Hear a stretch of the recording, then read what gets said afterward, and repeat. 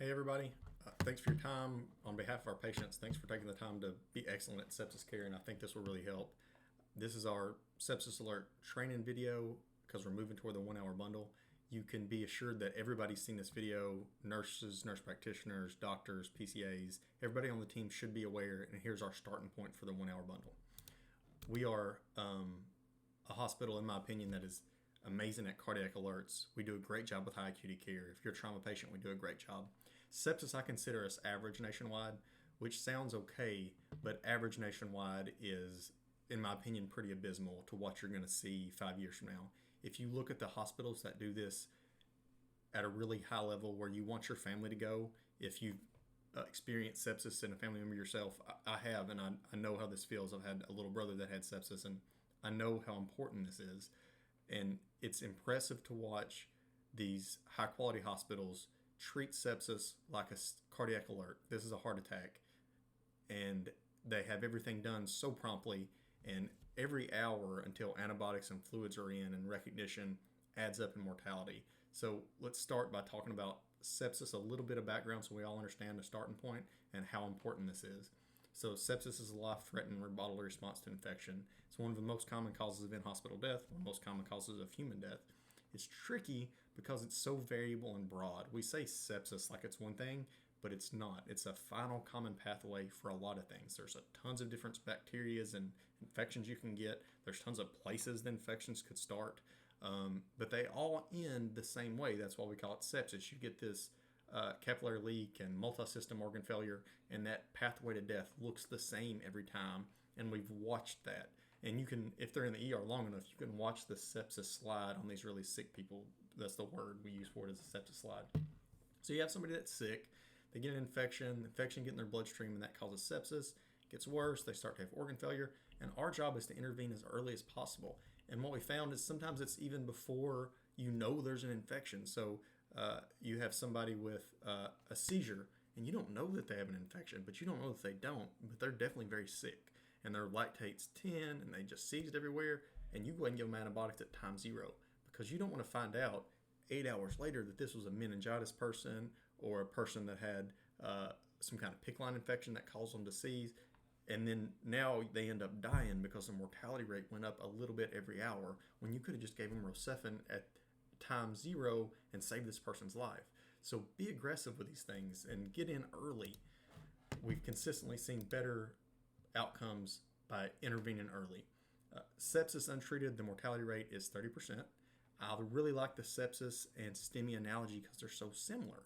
If you're having a STEMI at home and you don't go to the hospital, your mortality rate is about 30%. So you're like some of my uncles, I got a couple of my uncles are old country fellas. They're hesitant to go to the doctor. Their chest may be hurting. They may have been having a STEMI. Not all those guys die. About 7 in 10 live. They may have some cardiac damage, but they live most of the time. But 30% die.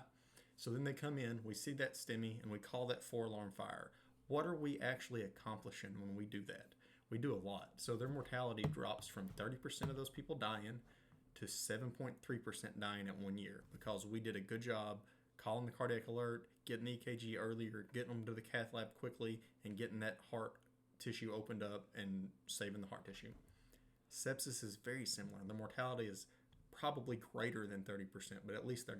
So similar to STEMIs. Hospitals who successfully do the bundle consistently see a mortality decrease. The amount is variable based on how well they do sepsis care. Certainly the best hospitals, and we're going to be one of the best hospitals, can get 10% or even sub 10% mortality. So the intervention is very similar to a STEMI. So a sepsis is a STEMI.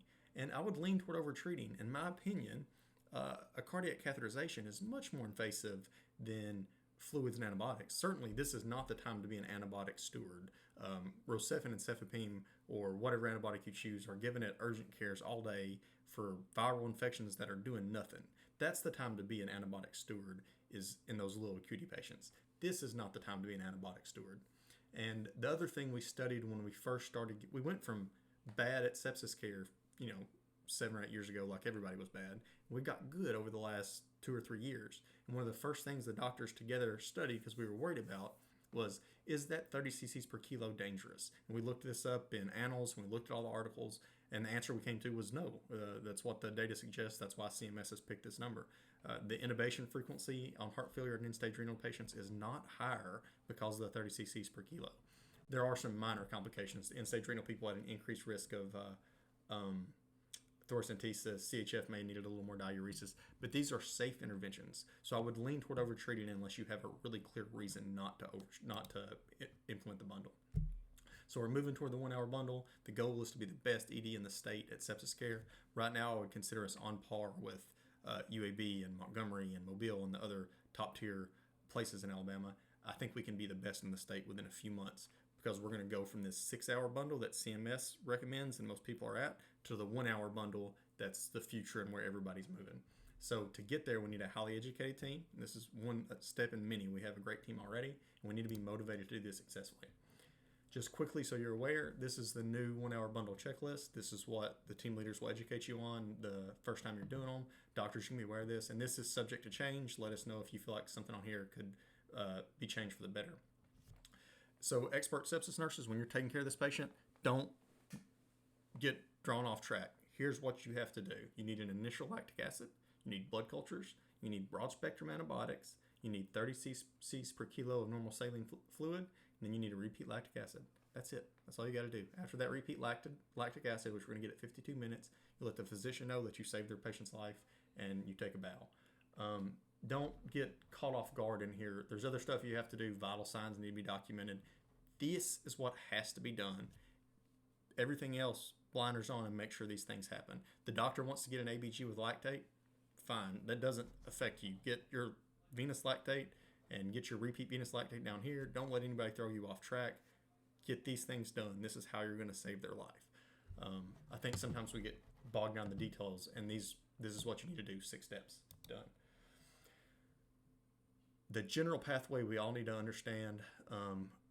The most common pathway is going to be that the nurse obtains a positive sepsis screen when you're doing the intake.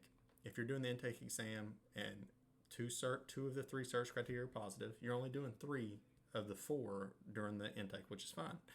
You're doing temperature, heart rate, respiratory rate, and then you're saying whether or not they could potentially have a source of infection.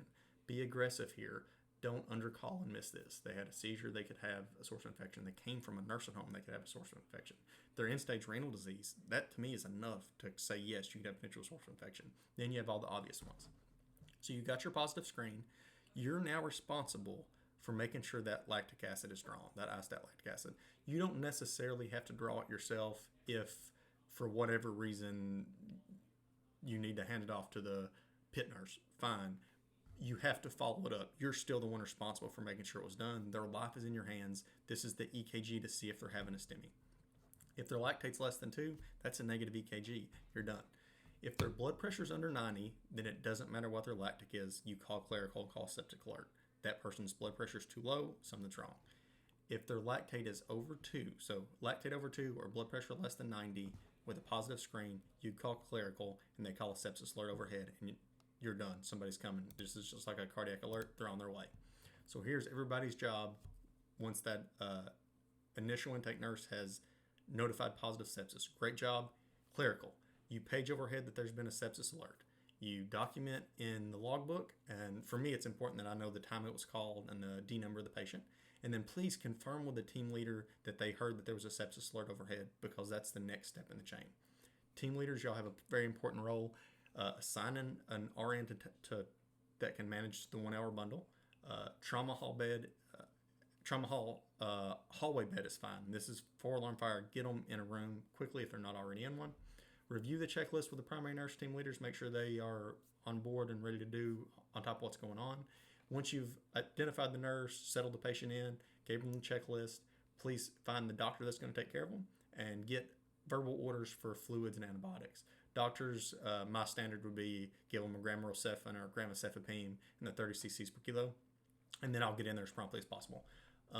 So obtain that verbal order on behalf of the other nurse, or make sure the nurse that's the primary nurse has it. So expert sepsis primary nurse. Y'all are going to be experts at this.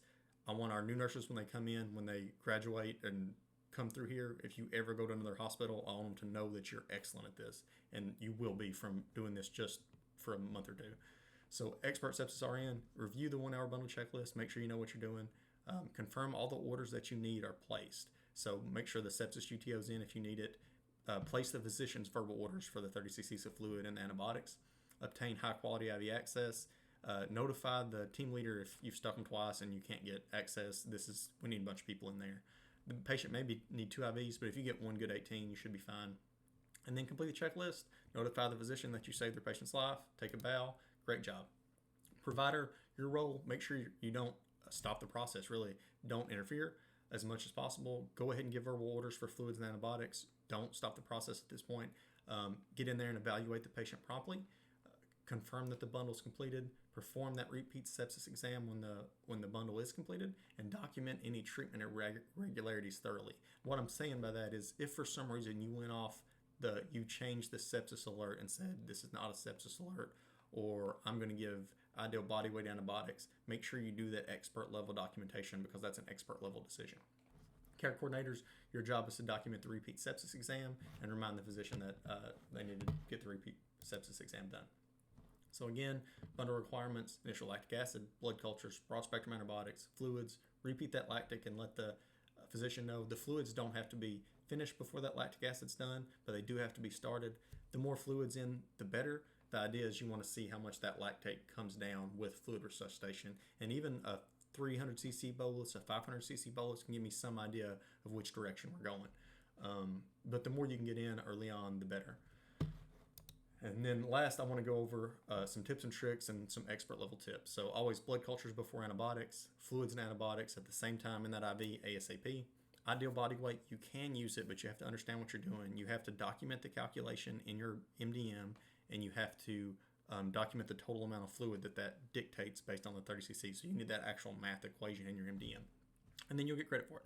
We can get credit for EMS fluids. To get credit, nurses, you got to document the fluid type, the rate given, accurate times, total amount given, size of the bag. There is a difference between severe sepsis and septic shock. This is just so you understand what the doctors may do sometimes. So severe sepsis is a lactate over 2 but less than 4, so they're not in shock. Their blood pressure is normal. Their lactate's just kind of up a little bit.